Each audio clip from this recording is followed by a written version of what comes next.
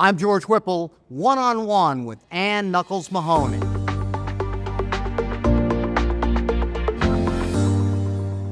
I'm with Ann Knuckles Mahoney, one of my favorite partners at EBG. You're one of the people I rely on all the time because of, your excellent work and your depth of knowledge. And one of the things you advise on are RIFs in organizations. Why is a reduction in force or a RIF more complicated than firing a single employee? Right. Well, that is because of the Older Workers Benefit Protection Act, or the OWBPA. Under the OWBPA, there are certain actions that we have to take in order to identify what the decisional unit is. We have to provide workers with certain information, ages, titles, and the selection status of the individuals in that decisional unit. There's also the timing aspect. With a typical individual separation, it's a 21-day review period. But with a RIF, we have to give at least 45 days to consider the release, and then the 7-day revocation period as well. Now, under the Older Workers Protection Act, it seems to me that the weak point in that, from the company's point of view, where it can be attacked by a plaintiff's lawyer, is often the disclosure document. Right. Well, we have to really work closely with our clients. That is always a fun conversation with the client. It's more of an art than a science, but it does need to be accurate, and the internal documentation needs to support that as well. It's helpful for us to be involved before, when we can actually help them form what the decisional unit is.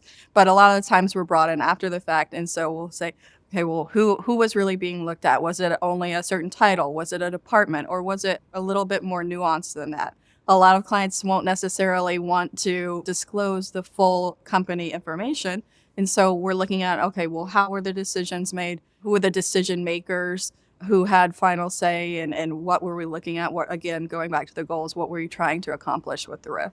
So from your point of view, it sounds like, particularly in a RIF, it's better to involve the lawyers earlier in the process to get the best result. That really leads to clients being able to be as aware as they possibly can about the risks, and to be able to assess those risks and make an informed decision about whether they want to take on those risks, or if they want to make some changes based on what they find out during the selection process and the counseling through those selections. So let's talk about the Warren Act. What is the Federal Warren Act, and what are the requirements of it? Who has to abide by it?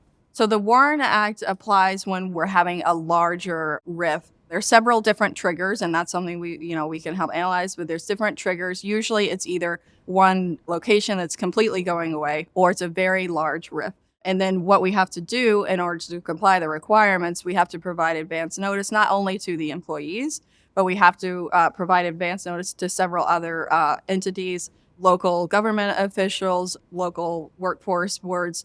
Another tricky thing with Warren is a lot of the times, it might be a business that's in financial distress, and they've made an initial cut of reductions, and then they realize, we didn't cut deep enough. We have to go further. We have to cut costs more. And so we have to be careful about these ongoing or rolling RIFs, and making sure that we're aggregating, because, in terms of the triggers, we're looking at certain time frames in order to see, have there been enough individuals impacted in the time frame in order for Warren to be triggered. It used to be mostly governed by federal law, like right. the Federal Warren Act, but now states and municipalities are involved. Let's say, for instance, in New York, what kind of overlay is there from New York State on plant closures or mass reductions in force? Right. So the problem is that the triggering events are different in terms of how many employees need to be impacted for it to be triggered. There are also differences in terms of the notices that I mentioned. So we'll have to tailor not only to meet federal Warren, but the state law requirements in terms of which individuals are receiving notice about this event. There's differences in terms of the timing and the aggregation aspects as well. And it gets really difficult for multi-state employers where we have several different Warren laws that could possibly be impacted. When we have an employer come to us with a relatively large RIF, it's really important at the beginning to do a Warren analysis, which is where we carefully go through those numbers and see, do we think we're going to be anywhere close to hitting the Warren threshold? That's when we really need to make sure we're planning far in advance. So I know you're in Nashville because it's Music City and you're a great fan of country music, but you also practice law from Nashville. What's that like? Because you were, partner with me here in New York, and I'd go down the hall and say, "Oh my God, what's happening? How do we get through this riff?" And you'd solve the problem. How is it different being in Nashville? How is it an asset?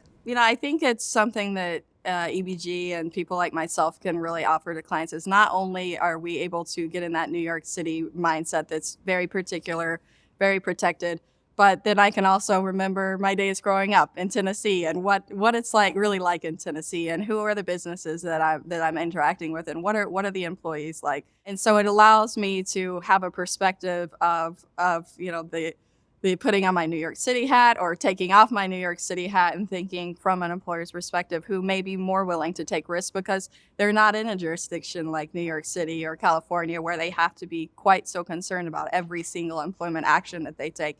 And so maybe they will want to take some more risks with their terminations. And Knuckles, Mahoney, thanks for being with us. Thank you, George.